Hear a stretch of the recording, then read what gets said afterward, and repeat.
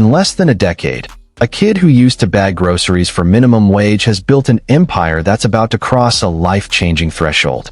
But what if I told you his biggest financial move has nothing to do with his music, and that after a year of shattering every record imaginable, he's about to walk away from it all? That's the reality of the man we know as Bad Bunny.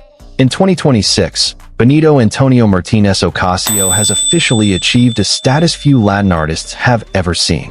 His net worth now stands at a staggering $100 million, a figure that has doubled in just the last 12 months. This isn't just the story of a reggaeton superstar. This is the story of a cultural earthquake that redefined the global music industry. And if you think you already know everything about his money, his mansions, or his cars, stick around, because the most shocking part isn't what he bought, it's what he gave up. Let's be clear about how monumental this is. For decades, the music industry operated on an unspoken rule. To achieve true, global superstardom in the English-speaking world, you had to sing in English. But Bad Bunny broke that rule without ever bending. He became the most streamed artist on Spotify globally for 3 years in a row without recording a single full English-language album. He proved that the language of rhythm and authenticity is universal.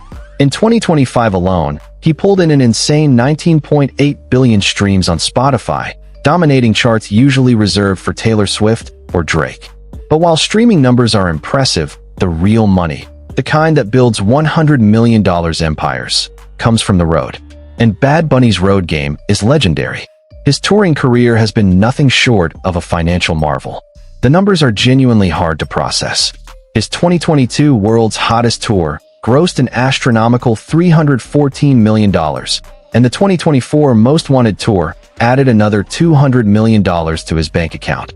But the game changer, the secret weapon that launched him into the $100 million club in 2026, was his decision to go home. We are talking about his record-breaking 30-show residency in Puerto Rico. He played night after night at the Coliseo de Puerto Rico, and the island responded by turning every single show into a cultural pilgrimage. This residency was a massive driver, contributing heavily to the $435 million total his tours have generated to date. And remember, those are just the gross numbers. After expenses, taxes, and promoter cuts, Bad Bunny still walks away with roughly 35 to 40% of that. Do the math. That's over $150 million in touring revenue alone over the past 4 years. But touring and streaming are only two legs of the stool. In 2025, Bad Bunny signed a landmark deal with a major spirits brand to launch his own rum line, directly challenging the giants of the industry. Early estimates suggest that this venture alone could be worth an additional $15 million to his net worth by the end of 2026. He also has lucrative endorsement deals with Adidas, Cheetos, and Corona, each paying him 8 figures annually. Unlike many artists who license their name and walk away, Bad Bunny is notoriously hands-on. He personally designs his Adidas sneaker collaborations, and every single drop sells out within hours. In fact, his Forum Buckle Low The Last Rabbit shoes resell for 4 times their retail price on the secondary market. That kind of cultural capital is priceless. Now let's get into the lifestyle. When you have $100 million in the bank, where do you even start? For Bad Bunny, the answer is a $25 million real estate empire that spans the entire continent. Let's take a tour of his properties because they tell a fascinating story about who he really is. First, we have to start in his heartland, Puerto Rico. During the pandemic, he needed a sanctuary, and he found it in a stunning mansion in San Juan. While he keeps this specific residence largely private, fans have caught glimpses of it during his Instagram live videos back in 2020. A beautiful, sprawling property with floor-to-ceiling windows, a private pool, and a recording studio built into the guest house. He bought that home for approximately $2.5 million, and today it's worth nearly double that. But the most meaningful thing about this house isn't the price tag. It's that his mother still lives there part of the year. He has said in interviews that buying his mom a house was the first thing he did after his first big check cleared. That's not just real estate, that's legacy. But his most jaw-dropping investments are in Los Angeles. In January 2023, he splashed $8.8 million on a masterpiece in the Hollywood Hills. We are talking about a massive 300 square foot modern palace. This mansion is designed for pure, unadulterated luxury.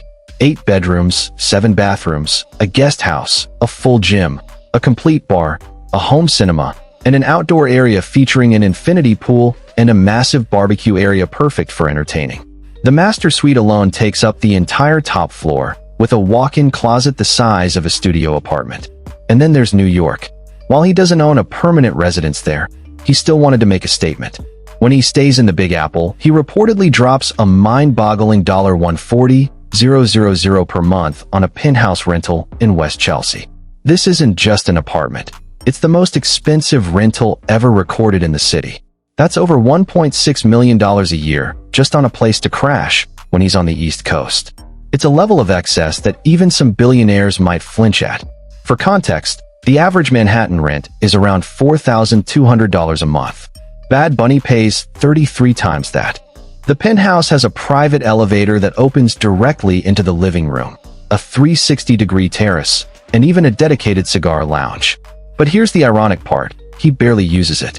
His tour schedule in 2025 was so relentless that he spent maybe 30 nights in that penthouse all year. That works out to nearly $4,700 per night. You could fly first class to Tokyo, stay in a 5-star hotel for a week, and still have money left over for less than what he pays for one night in that apartment. But here is where his lifestyle takes a twist that will shock you. With all that money, with all those mega mansions, what does Bad Bunny drive? You would expect a fleet of Lamborghinis and Ferraris, right? And you wouldn't be entirely wrong. At one point, his garage featured a rare Bugatti Chiron 110 ANS, a $3 to $4 million hypercar that screams exclusivity. It produced 1,500 horsepower and was a true collector's item. He also has a Mercedes-Benz G62 AMG G-Wagon and a custom one-of-one off-road Rolls-Royce Silver Shadow. The Rolls-Royce is particularly wild. It was modified to sit higher, with massive all-terrain tires and a rooftop tent. It's the kind of vehicle that makes people stop and stare. However, the most interesting car in his collection isn't the Bugatti. It's a 2003 Toyota Corolla. That's right, a multi-millionaire global superstar who headlines the Super Bowl, who just bought an $8.9 million mansion from Ariana Grande, chooses to drive a car that you can buy used for less than $10,000. Why? Because he actually got rid of the Bugatti. He traded it in. He admitted in a 2025 interview with Vanity Fair that the hypercar attracted too much attention, made him a target, and stressed him out. He said, and I quote, "I was afraid to park it anywhere. I couldn't go get a burger without people filming me. That's not freedom. That's a cage." So he sold it. He kept the Toyota because it's what he was driving before the fame, before the money, before the world knew his name. He loves that car because it keeps him grounded. It's a brilliant contradiction. A man worth $100 million who just wants to blend in at the traffic light. And honestly, isn't that the ultimate flex? To have so much money that you don't need to prove it with your car? But 2026 wasn't just about the money or the cars. It was the year Bad Bunny faced the biggest storm of his career. In February 2026, he did what only the biggest artists in history get to do. He headlined the Super Bowl LX halftime show. This was the peak. Over 135 million people watched him live, and the YouTube video of his performance racked up 20 million views in less than 12 hours. And what did he do with that stage? He used it to send a message of Latin unity, displaying flags from across the Caribbean and South America, ending with the phrase, "The only thing more powerful than hate is love." The performance was a masterclass. He brought out surprise guests like Ra Alejandro, and even a children's choir singing in Taino, the indigenous language of Puerto Rico. It was political, it was beautiful, and it was deliberately provocative. But instead of applause, the reaction was a firestorm of controversy. President Donald Trump took to Truth Social to call the performance absolutely terrible, claiming that nobody understands a word this guy is saying, and that it was an affront to the greatness of America. Republican Congressman Randy Fine went even further, accusing the show of being illegal and containing gay pornography, even demanding an FCC investigation. The accusations flew fast and furious, with critics demanding fines for explicit lyrics. Yet, the Federal Communications Commission reviewed the show and ultimately found no violations. In fact, the FCC commissioner at the time issued a rare public statement saying, and I'm paraphrasing, There is no basis for any fine. The performance was a legitimate artistic expression. But the damage was done. The controversy split the country. On one side, millions of Latinos and allies celebrated the show as a landmark moment for representation. On the other side, conservative pundits spent weeks calling for boycotts. Bad Bunny lost some followers, but he also gained millions more. His streams actually increased by 22% in the week following the Super Bowl. There's an old saying in show business, any press is good press. But this felt different. This felt personal. The stress of the moment was immense. The world was polarized. And then, Bad Bunny did something no one expected. He wiped his Instagram account clean. He deleted every single post. He unfollowed every single person. His profile went completely blank. 0 posts, 0 follows, no profile picture. It was a digital scorched earth policy. Fans were left guessing. Was it a publicity stunt? Was he overwhelmed? Or was it a symbolic reset? An artist saying goodbye to the noise and drama of the celebrity machine? For 3 weeks, his Instagram was a void. And then, without any explanation, he posted a single photo, a black and white shot of an empty beach in Puerto Rico at sunset. No caption, no comments, just the image.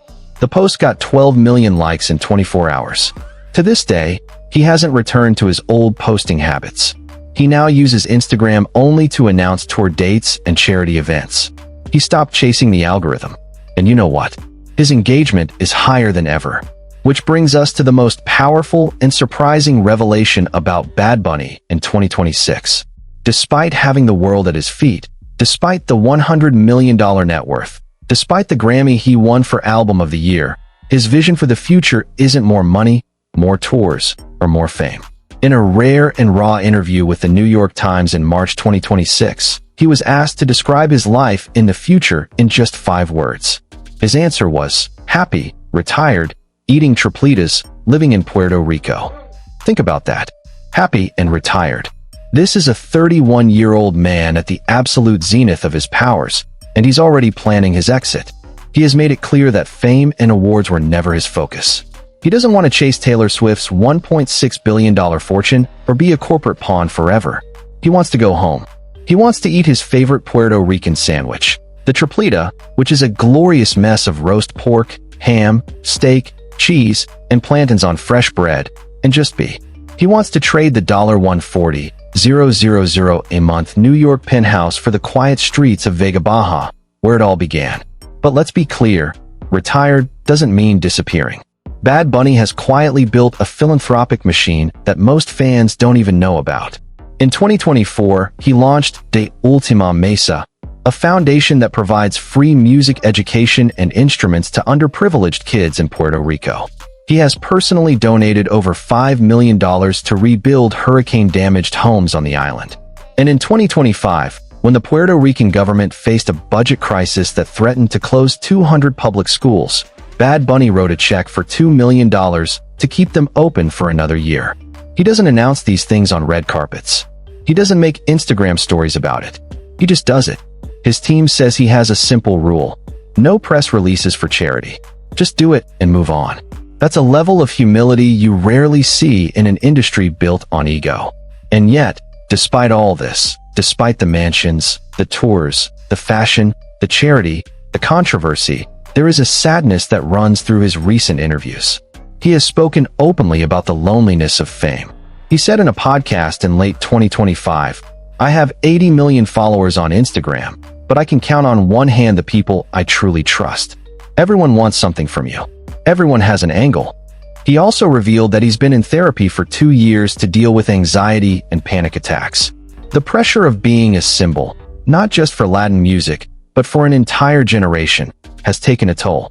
There were nights on the Most Wanted tour where he would finish a show in front of 60,000 screaming fans, walk back to his dressing room, and just sit in silence for an hour. He said, "The loudest place in the world is also the quietest when you're alone." So, here is the question I want to leave you with, and I want you to type your answer in the comments below. Do you think Bad Bunny should retire now, at the peak of his $100 million empire, to live a quiet life in Puerto Rico? Or does he owe it to the fans to keep breaking records for another decade? Let me know below. Retire early, or keep touring. And also tell me, What surprised you the most? Was it the $140,000 monthly rent, the Toyota Corolla, the fact that he wants to be a retired sandwich eater at 32, or the $5 million he's quietly given to Puerto Rican schools? I read every comment, and I'll pin the best ones. Before you go, smash that like button if you think Bad Bunny is the most influential Latin artist of all time, and subscribe so you don't miss our next deep dive into the shocking net worth of the celebrities who control the world. In the next video, we're looking at a hip-hop mogul who secretly owns an entire private island, and you will not believe who it is. But for now, remember, the Conejo Malo showed us that sometimes the most rebellious act isn't breaking the charts. It's knowing when to walk away from them. I'll see you in the next video. Dale.